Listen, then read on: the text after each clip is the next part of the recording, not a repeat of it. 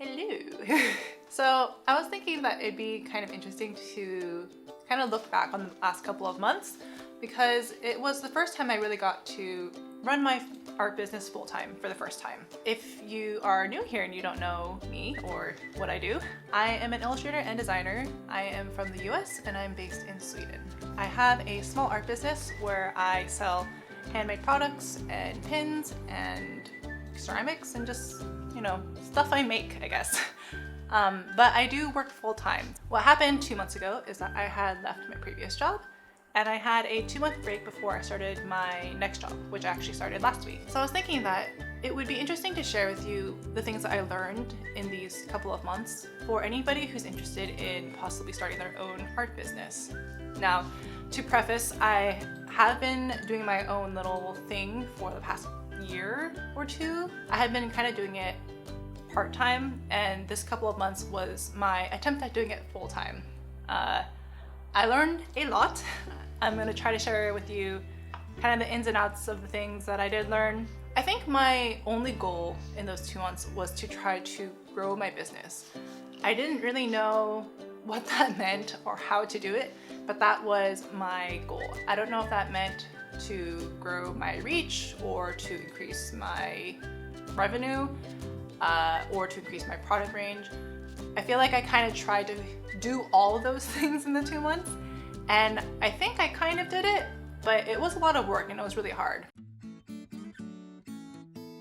First and foremost, the thing that I learned the most about running a small art business is that, creating is only a small fragment of really the whole thing. You don't really realize it until you start, but I would say that about 30% of my time was actually creating stuff and 70% of my time was doing other things. Other things would be like restocking old stuff, looking at merchandise, designing merchandise, so not actually creating it, but like setting up the files to be sent to wherever it needed to be created. Things like cutting out stickers, because I do my stickers at home using my Cricut machine. Talking to vendors, doing customer service, managing social media. And then also the other thing that I'm going to factor into it's like half creative and half business for me, but like editing videos, because I started doing YouTube and doing weekly videos, and doing YouTube is a lot of work, guys. Like I remember before thinking like, oh, how can content creators be spending all of their time creating content? Like, how much work is that really? But like, it is a lot of work, guys. People who can churn out 1 video a week, 2 videos a week, like I'm always super impressed by, because for me, that's like super hard.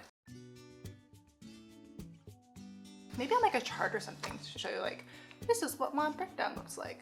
Yeah, I wrote down stuff because it's so much, and I'm trying to be more organized. So if we look at, say, like 1 month, and I just really simplify it down, I would say I would spend about maybe 1 week to a week and a half actually making new stuff. The next week would be doing things like editing and filming videos. So each week I would spend probably 3 or 4 days between filming and editing stuff. And that's just because I'm slow.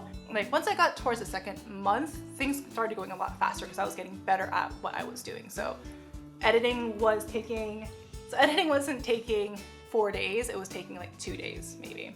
But that was every single week. So that was at least 3 days out of my week between filming and editing each week to make a YouTube video. So each month I would also do a shop update, and prepping for a shop update would also take a fair bit of time because I would have to do things like take photos and edit all the photos, list everything. I also do a shop update video, which was an additional video on top of my other ones.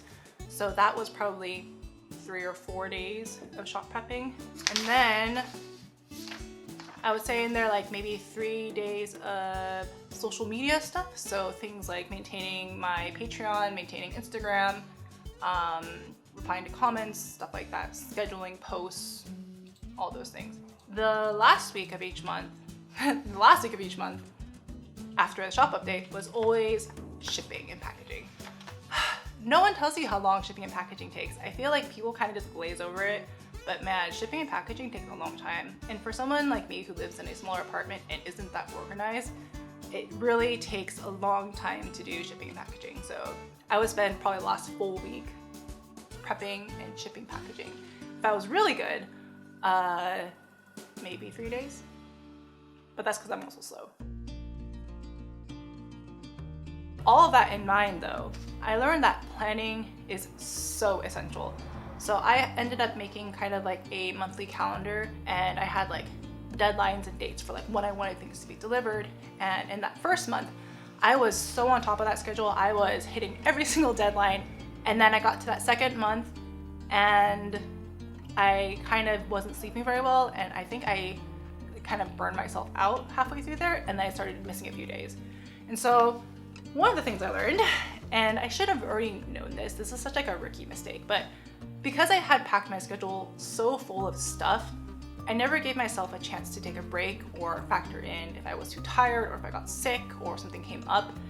And it kind of just ended up snowballing. And then every time I missed a deadline, I kept feeling super bad about it, which is really new for me because before I never really had deadlines for things. I would just do things on the fly. And I guess that's the difference between like doing it part-time, doing it full-time. There were these other expectations upon myself that I felt really responsible for, and that I felt like I really needed to hit all these things. And then I felt guilty when I didn't do it. One thing that did really help me though is that I ended up starting to do kind of like daily task things, and I would actually write this the night before. So like, you know, when you have done a lot of stuff in the day and then you go to bed and you have all those like things in your mind that you're going to be doing the next day? Well, the thing that I found that really helped me, I ended up actually just writing them down on a piece of paper before I went to bed. So I had this like list of things I was going to be doing the next day so I could get all that stuff out before I went to bed. And then when I woke up in the morning, I had a list of stuff I needed to do, and it was super good. And I actually still am doing that now because I just feel like it's just so much nicer than having all that stuff floating in your head when you're trying to sleep. Also, so like, I always try to remind myself of this, but I never do it well. But you always have to consider the amount of time it takes for things to be designed and produced if you're either using a manufacturer or even doing it at home. So the reason I bring this up is because the holidays are coming up, and the holidays are the biggest time for businesses to really sell, and the lead time up to that is never enough. Every single year I'm like, oh, I'm gonna start my designs 3 months ahead of time, and then I never do. My word of recommendation for this is, as a small business, or really any business, you should really try to focus on holidays, I think. The reason I say that is because people kind of get in the holiday spirit, myself included, and they're looking for things that are in the season. I think it's really hard to sell like summer things in the winter and the opposite, right?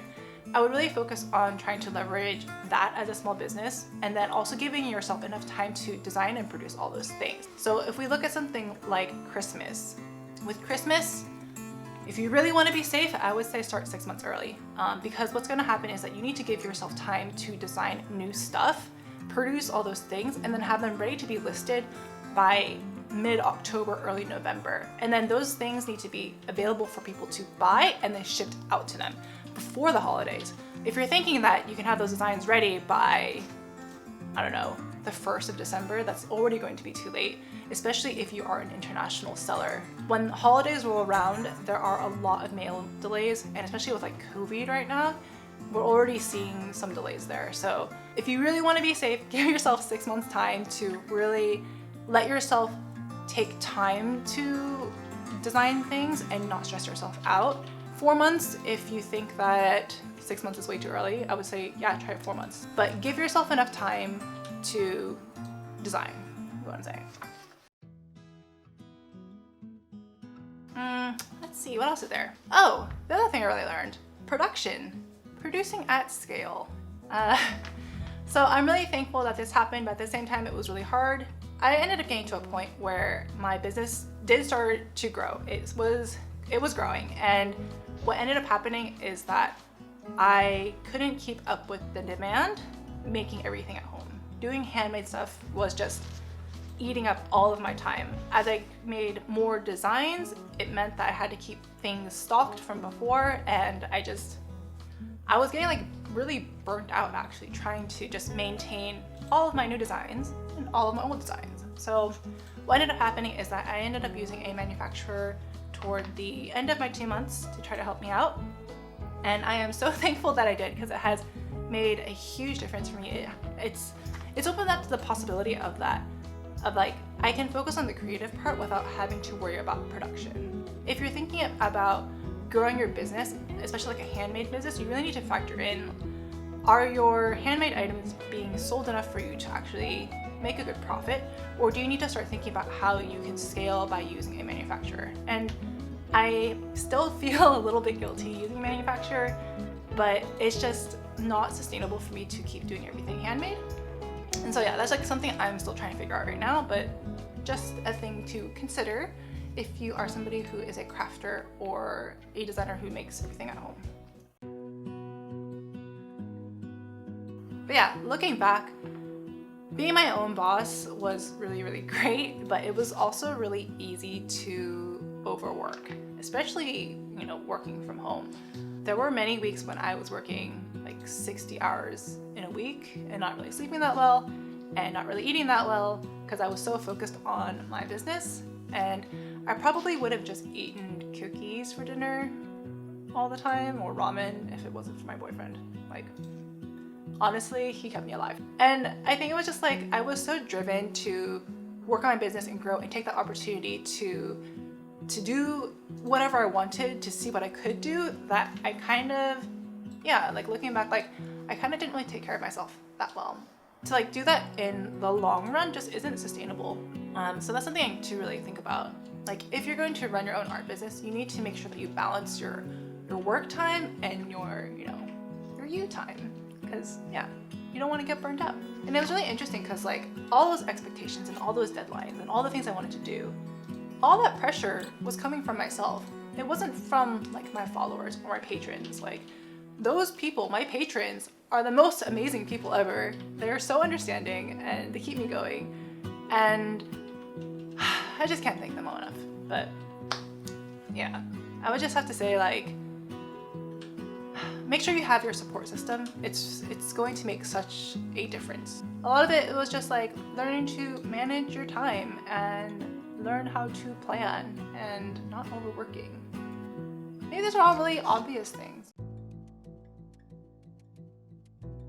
It was an interesting 2 months. I really, honestly, I did really love it though. As much as as difficult as it was to suddenly learn all these things and just really learn the value of my time versus energy, creative energy and just mental energy, was really valuable for me. I think that I would really love to do this in the future sometime. It would be really cool. But for now, I'm at my new job. So my art business will have to go back to being just my side business again. And I feel a little bit sad about that because I was really enjoying watching it grow, but hopefully it'll keep doing that.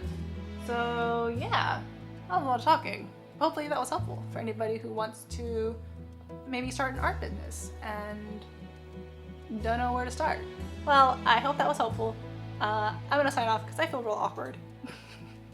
Alright, thanks guys. Bye. Nope.